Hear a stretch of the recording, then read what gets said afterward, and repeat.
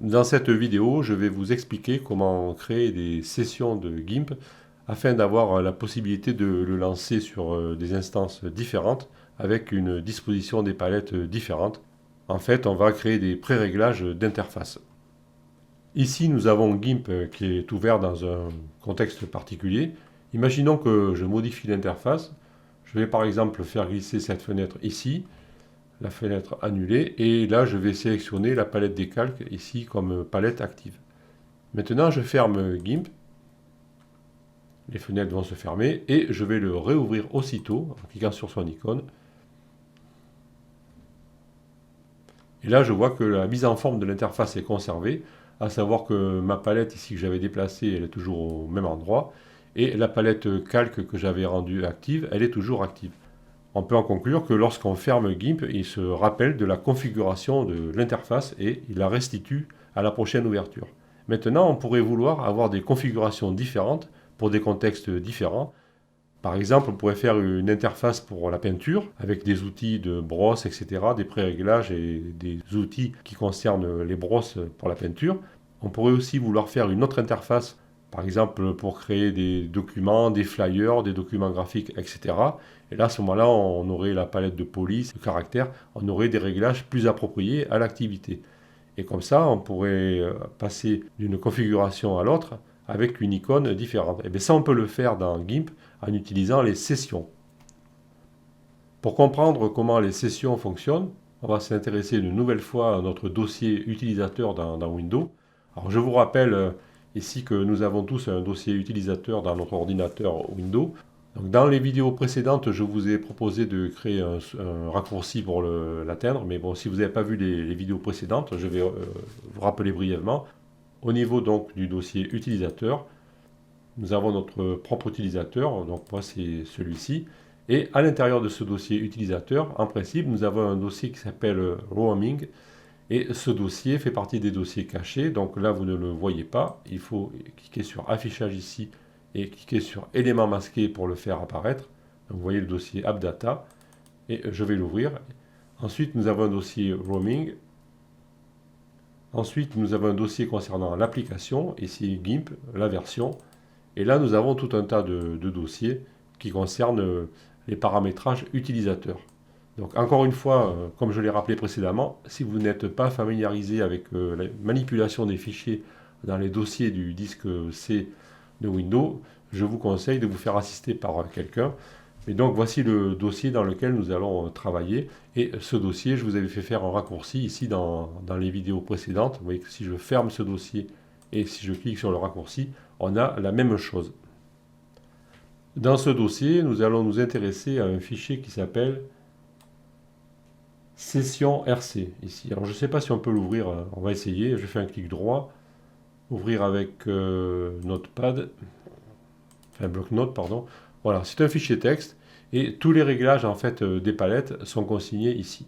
Chaque fois que nous modifions la position d'une palette ou la constitution de l'interface, les modifications sont enregistrées dans ce fichier.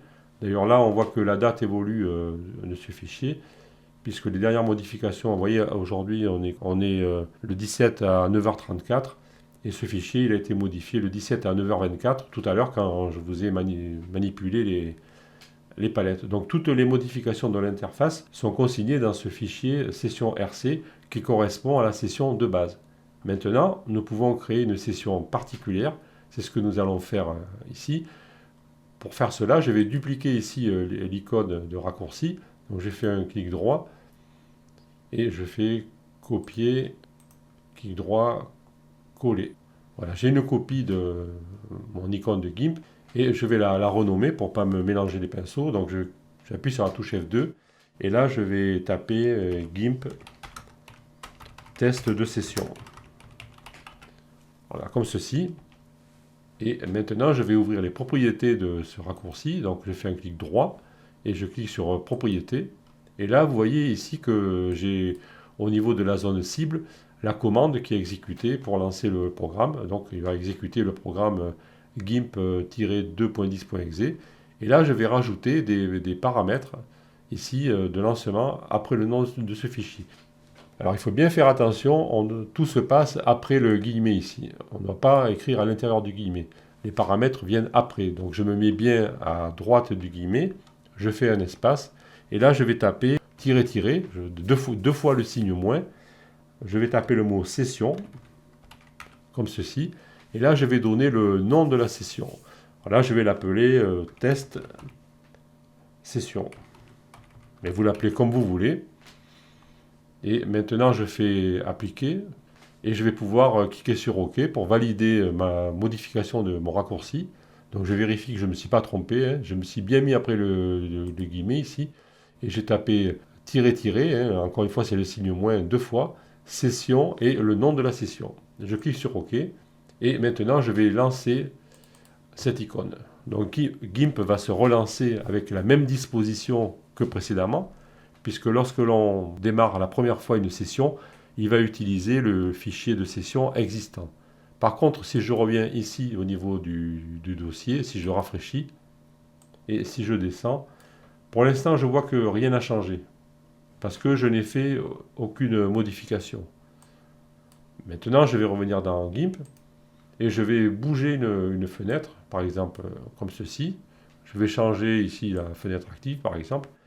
Je n'ai fait que modifier, je n'enregistre rien, puis je n'ai pas la possibilité d'enregistrer. En fait, l'enregistrement est automatique, et je vais revenir ici dans le dossier, je vais rafraîchir, et maintenant, je pense que je dois fermer peut-être. Je pense qu'il doit enregistrer à la fermeture. Alors je vais revenir dans GIMP ici, et je vais le fermer.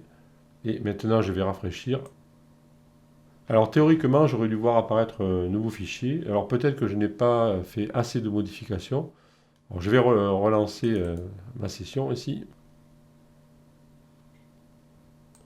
Et je vais déplacer les fenêtres. Voilà. Voilà, par contre, je vois qu'il m'a remis un truc différent là. Alors je vais fermer ça. Voilà, ça y est. Donc ça a mis un peu de temps, il fallait faire des modifications plus conséquentes apparemment. Mais vous voyez que ici maintenant j'ai un nouveau fichier qui s'appelle session.rc.testsession. Il a créé un fichier correspondant à la session que j'ai créée. Et vous voyez que le fichier session.rc, lui, il correspond à la session normale, on va dire. Donc maintenant, si je sais que le fichier est créé, si je rouvre GIMP test de session, en fait, il a recréé une configuration qui correspond à l'installation d'origine. Parce que l'autre configuration ici qui correspond à cette icône, là, ici, cette icône, pardon, je l'avais déjà modifiée. Alors, est-ce que lui, il a créé une modification standard? Enfin, en tout cas, maintenant, on a deux configurations différentes. Ici, je suis sur la configuration de test. Et vous voyez que si je mets les fenêtres comme je veux, là, je fais un peu n'importe quoi. Je vais déplacer tout un tas de fenêtres. Donc là, je suis sur la session de test. Maintenant, je vais fermer GIMP. Il va fermer les fenêtres, il va enregistrer la session. Et si je reviens sur la première session ici que j'avais originale, que je la rouvre, je vais retrouver la disposition que j'avais tout à l'heure. Vous voyez que ici, j'ai une disposition de palette. Je ferme. Je vais cliquer sur la nouvelle icône ici, test de session. Je vais rouvrir GIMP dans une configuration différente. Voilà, comme ceci. C'est exactement ce que je voulais faire. Donc à partir de maintenant, vous pouvez créer des configurations différentes en fonction du travail que vous allez effectuer, sans avoir à constamment régler l'interface, à choisir les palettes, etc. Donc ça, c'est une chose très intéressante qu'on peut faire avec GIMP. Dans la prochaine vidéo, nous allons créer une configuration de palette typique pour créer des brosses de peinture. Donc nous allons rassembler tous les paramètres nécessaires afin d'avoir un espace de travail confortable. Mais là, j'ai un petit problème actuellement pour organiser les palettes par rapport au logiciel que j'utilise pour faire la capture d'écran pour enregistrer la vidéo. En effet, normalement dans GIMP, vous pouvez prendre une palette, n'importe quelle palette ici en la prenant par son onglet. Et si vous la faites glisser par exemple sur un autre onglet d'une palette existante, elle devrait se mettre à côté, dans le même emplacement. Vous voyez comme on a un peu ici, on a deux palettes qui sont côte à côte et on peut basculer de l'une à l'autre. Donc logiquement, si je passe ici en cliquant sur l'onglet de ma palette et que je le mets sur la palette calque, il devrait se mettre à côté. Mais là, j'ai un problème avec le logiciel, ça ne fonctionne pas. Je ne sais pas pourquoi. Il y a un problème peut-être avec le fonctionnement de la carte graphique par rapport à ce logiciel. Mais j'ai essayé sur plusieurs PC, ça ne marche pas non plus. Alors ce que je vais faire dans la vidéo suivante, j'ai trouvé un autre logiciel qui fait des captures d'écran et qui permet de conserver cette fonctionnalité. Alors ça sera un peu différent parce que j'étais obligé d'enregistrer la vidéo à part et le son, la voix après. Et en plus, j'ai perdu avec ce logiciel le curseur de la souris. Donc dans la vidéo suivante, nous allons voir comment organiser les palettes et je vais faire ça avec une autre solution. Donc je vous donne rendez-vous dans la vidéo suivante et dans les vidéos d'après, on reprendra le même logiciel ici qui est beaucoup plus confortable pour faire les captures d'écran. Donc je vous donne rendez-vous dans la vidéo suivante pour voir comment on peut organiser nos palettes dans GIMP. A tout de suite.